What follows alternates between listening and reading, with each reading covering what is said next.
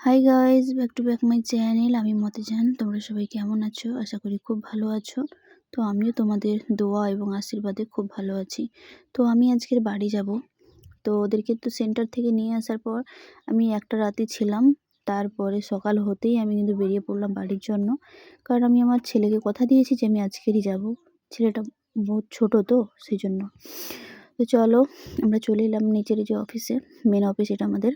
তো এই অফিসে গেট পাস না দিলে বিশেষ করে যেতে দেবে না। আমাকে তো ছেড়ে দেবে, কিন্তু ওই দুটো মেয়েকে ছাড়বে না। ওরা যাচ্ছে আমার সাথে, ওদের বাড়ি ওখানে। তো তারপরে উঠে পড়লাম টোটোতে। টোটোতে করে যাচ্ছি। প্রায় 20 মিনিট 25 মিনিট মতো লেগে যাবে টোটোতে যেতে। তো কোনো ব্যাপার নয়, সকাল সকাল বেরিয়েছি তো একটু ঠান্ডা ঠান্ডাও লাগছে। তবুও তো যেতে হবে, কিছু করার নেই। যেহেতু আমি ছেলেকে কথা দিয়েছি যে আমি যাব, সবে বরাতে যেতে পারিনি। তার জন্য আমার ছেলে খুব মন খারাপ করছিল এবং রেগে গেছিলো আমার উপর। তো এখন আমাকে যেতেই হবে, না গেলে হবে না। ও তাহলে তো সব ভেঙে টেঙে উড়িয়ে দেবে, কিচ্ছু করার নেই। তো চলো তোমাদের সঙ্গে দেখা হচ্ছে একদম স্টেশনে গিয়ে। চলে এলাম স্টেশনে। এখানে এসে আমি টিকিট কেটে নিলাম 3 জনের। তো এই ফুলগুলো এতটাই সুন্দর লাগছে, ওখানে একটু ভিডিও করে নিলাম। যেহেতু আমার ভিডিও করতে খুবই ভালো লাগে, কিন্তু পাবলিক প্লেসে আমার খুব লজ্জা লাগে। কেউ যদি থাকে তবে কিন্তু আমি ভিডিও করতে চাই না, কারণ আমার খুব লজ্জা লাগে।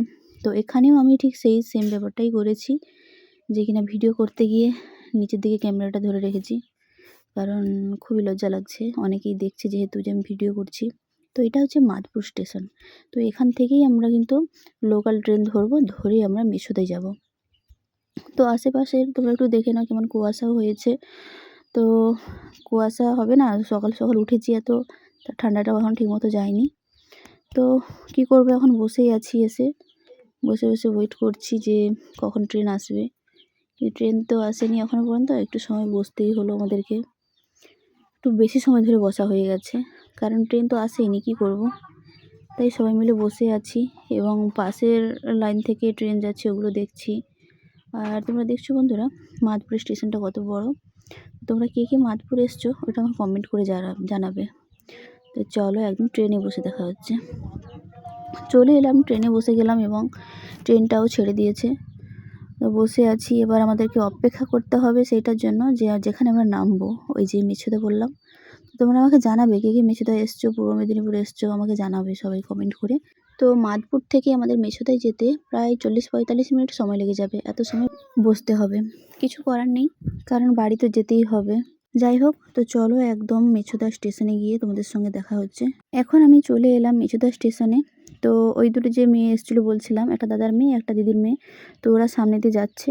আর আমি ভালো করে ভিডিও করতে পারলাম না, কারণ তোমাদেরকে তো বললাম আগে যে আমার কতটা লজ্জা লাগে। তবুও যতটা পেরেছি তোমাদেরকে দেখানোর চেষ্টা করেছি। তো এখন আমি চলে এলাম ওই বাস ধরার জন্য, নন্দীগ্রাম বাস। এসে আমরা 3 জনে বসে পড়েছি 3টে সিট নিয়ে। তারপরে গাড়ি ছাড়লেই যাওয়া হচ্ছে এবং দেখা হচ্ছে তোমাদের সাথে। তো চলো গাড়ি ছাড়ুক, তখন নয় আবার দেখা হচ্ছে। তো গাড়ি ছেড়ে দিয়েছে। তো এখন আমরা যাচ্ছি, যেতে এখন 2.5 ঘন্টা সময় লেগে যাবে।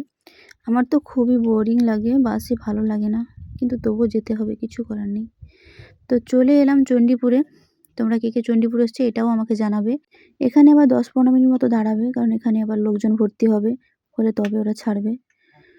তো কিছু করার নেই, বসতেই হবে। রোদের সময় বাসে বসতে আমার খুব খারাপ লাগে, আর মাথাও ঘোরায় প্রচুর, ভালো লাগে না, বিশেষ করে এই রোদের সময় তো মোটেও না। যাই হোক, তোমরা আমাকে কমেন্ট করে জানাবে যে তোমরা কে কে চণ্ডীপুর এসেছো, কারণ এখানে অনেক নার্সিং হোম আছে এবং হসপিটাল আছে, খুবই ভালো এবং উন্নত মানের এলাকা। তো যাই হোক, বাড়ি যেতে হবে, এটাই হচ্ছে বড় কথা, কারণ আমি 2 মাস বাড়ি যাইনি।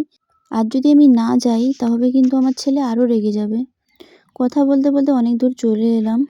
তো আর কিছু সময় পর আমরা নেমে যাব, বাস থেকে নেমে আবার টোটো ধরে যাব। তো চলে এলাম আমরা নন্দীগ্রাম, দেখতেই পাচ্ছ। তো তোমরা কে কে নন্দীগ্রামে এসেছো বা আসোনি সেটা আমাকে কমেন্ট করে তোমরা জানাবে, এবং দেখা হচ্ছে আমাদের নেক্সট ভিডিওতে। ততক্ষণ তোমরা ভালো থাকো, সুস্থ থাকো, টাটা।